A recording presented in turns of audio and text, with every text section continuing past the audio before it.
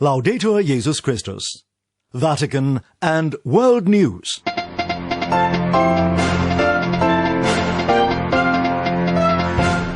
In the headlines this Saturday, December the 5th, the first Sputnik 5 COVID-19 vaccines are inoculated to those considered most at risk of coronavirus infection in Moscow, Russia. The Vatican's Financial Information Authority, the institution that combats money laundering and the financing of terrorism, gets a new name and a new statute. And we shine the spotlight on the remembrance this week of 44 Catholic martyrs at the Venerable English College in Rome. In the Vatican, I'm Linda Bordoni.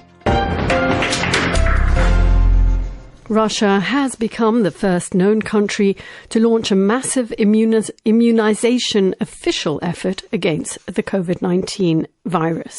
As Stefan Boss reports, soldiers, medical workers and teachers are among the first to receive the shot. Troops in Russia's southern military district are receiving the controversial Russian Sputnik 5 vaccine.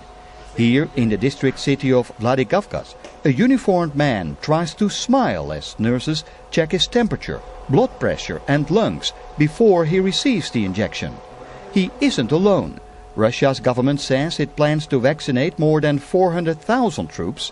Across this large land of 142 million people, authorities have begun offering the vaccine. That also includes the capital Moscow and its surroundings. Besides soldiers, medical workers and teachers are among the first to receive the Sputnik 5 injection. Teacher Sofia Sosnovskaya also received the vaccine. I did it firstly for my safety and the safety of people close to me. I used to not believe in the coronavirus's seriousness and I regarded it as a fantasy or fraud until a person close to me got infected, she says. So I decided to be the first in my family to get vaccinated. I want all of my family to get vaccinated as well.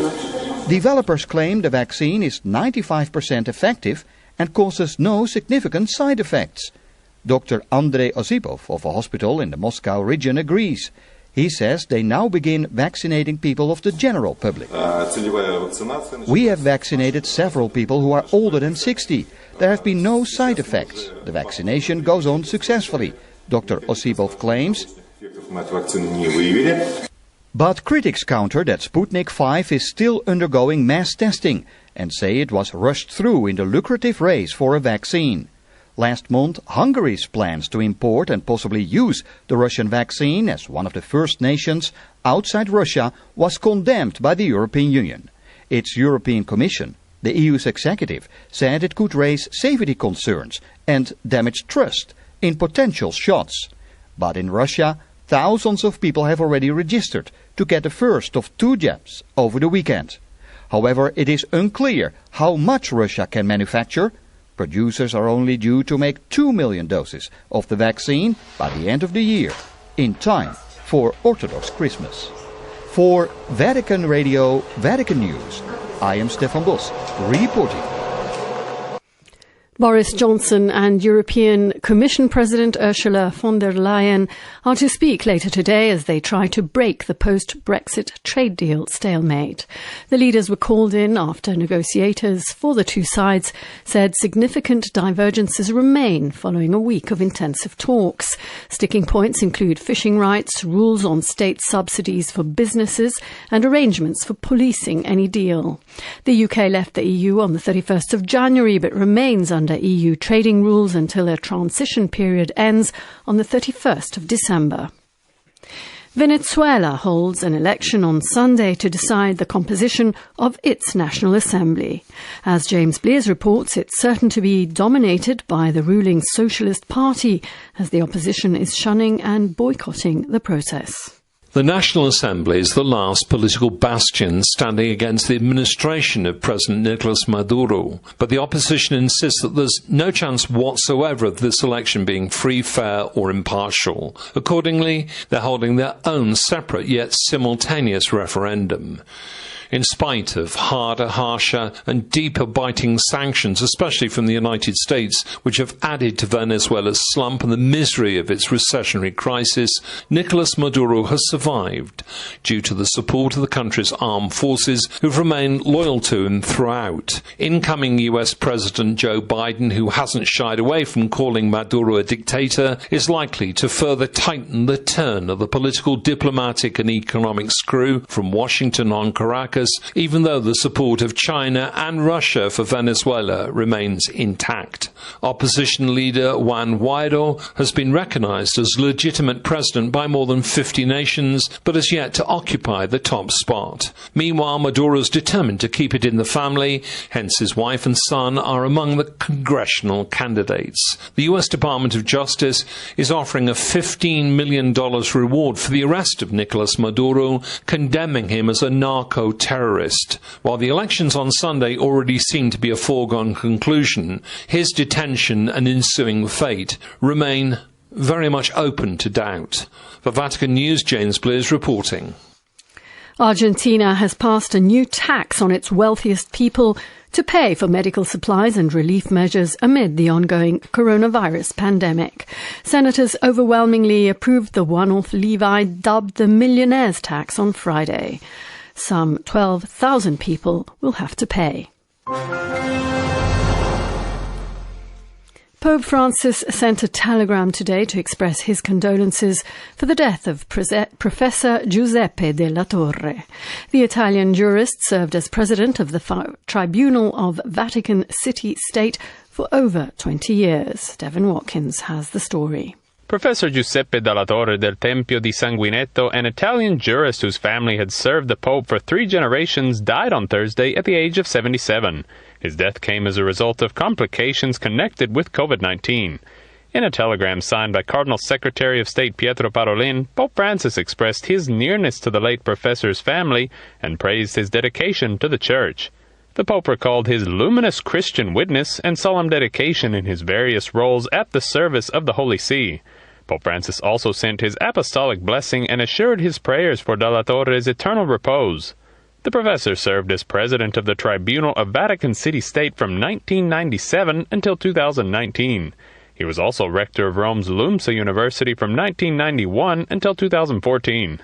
Cardinal Parolin on Saturday celebrated the funeral mass for Giuseppe Della Torre in St. Peter's Basilica. In his homily, the Vatican Secretary of State called him an illustrious jurist, esteemed man, and faithful collaborator of the Holy See. Calling Della Torre a friend, Cardinal Parolin said he was a good, humble, and wise man who spent his entire life bearing witness to the light and acting as an untiring messenger of the spiritual, moral, and human values of the gospel. The Cardinal added that Della Torre followed Jesus' example by sharing with his friends all the treasures of culture, wisdom, and faith that he had received. I'm Devin Watkins. The Vatican's Financial Information Authority, that is tasked with combating money laundering and the financing of terrorism, has changed its name and reshuffled some of its structures. Pope Francis today approved the new FIA statute, changing its name to Supervisory and Financial Information Authority, or ASIF. The new statute redefines the role of its administrators and distributes some internal competencies. Robin Gomes reports. In the overall reform desired by Pope Francis for the Holy See and the Vatican City-State, aimed at greater transparency and the strengthening of controls in the economic financial field, the Holy Father has approved the new statute of the Financial Information Authority, which from today's date will be called the Supervisory and Financial Information Authority, ASIF, said a statement by the Holy See's press office presenting the new statute. The change of name had been hinted at earlier in July when FIA published its annual report. Following the Pope's approval of the ASIF statute, FIA President Carmelo Barbagallo, who now heads ASIF, said that it is to increase transparency and strengthening controls in the economic financial field. In this context, the most important changes are regarding the authority's governance and structure of the authority. The word supervisory that has been integrated, Barbagallo said, is not just a name change, but also the authority to be aligned with the tasks actually assigned to it. He pointed out that since 2013, in addition to its original task of intelligence and to combat money laundering and financing of terrorism, the authority has also been exercising prudential, regulatory and supervisory functions on institutions providing financial services on a de facto professional basis, such as to IOR, or the Institute for Works of Religion, commonly known as the Vatican Bank. The president further said that the task of settling the rules have been separated from those of exercising control. This divides the authority's activities into 3 units: supervision, regulation and legal affairs, and financial information. I am Robin Gomes. And finally, in spite of unprecedented restrictions, the venerable English College in Rome this week remembered its 44 martyrs. The celebration took place on Tuesday, the 1st of December, with the traditional singing of the Te Deum, sung in the exact same spot as it was by their forebearers whenever one of their brothers died for his faith. Joachim Teigen reports. They have been referred to as God's secret agents. Martyred in the persecutions of Catholics in post-Reformation England and Wales, the 44 martyrs of the Venerable English College in Rome are remembered by their modern-day successors once a year, on the 1st of December, a day known as Martyrs' Day. The day marks the death of the college's first martyr, St. Ralph Sherban. Alongside him, 43 other saints, blesseds and venerables of the English seminary are remembered. Only 5 years after Pope Gregory XIII founded the institution in 1576, the English College would have its first martyr. When asked to take the missionary oath taken by all the students, St. Ralph Sherban is reported to have answered, "Rather today than tomorrow." Within 4 months of returning to England, he was imprisoned and subsequently tortured, hanged, drawn and quartered, a fate many of his companions after him would come to share. During the Martyrs' Day homily on Tuesday, Monsignor Whitmore characterized these footsteps as daunting ones to follow in, but he also reminded his students of the humanity of the men they proudly associate themselves with. They weren't superheroes, he said, before adding that God gave them the strength and the courage to persevere against all odds. Monsignor Whitmore pointed to the martyrs as their intercessors and role models whose minds were fixed on heavenly things to the exclusion of paralyzing fear. The celebrations culminated in the moment most shrouded in tradition and symbolism. In the evening, the students again gathered in their church to venerate the relics of St. Ralph Sherban. Then they sang a Te Deum in front of the martyrs' painting. This tradition harkens back to the days of the martyrs, when a Te Deum would be sung right there in front of the very same painting whenever students got news of the martyrdom of one of their brothers back home. The service, presided over by Monsignor Whitmore, was live-streamed to allow former students and friends of the college to follow the celebration. A first in the long history of the Venerable English College, but requested by many in England and beyond, who, like the seminarians walking in their footsteps, look to these martyrs' intercession and example for fixing one's mind on heavenly things. This is Joachim Teigen.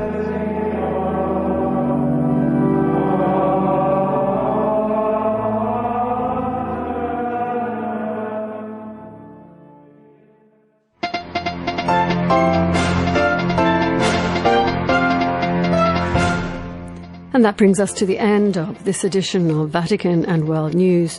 You can join us tomorrow at this same time for more, and you can also follow us on our web portal, on Facebook and on Twitter. My thanks go to Gustavo Messina in studio in the Vatican. I'm Linda Bordoni. Bye-bye.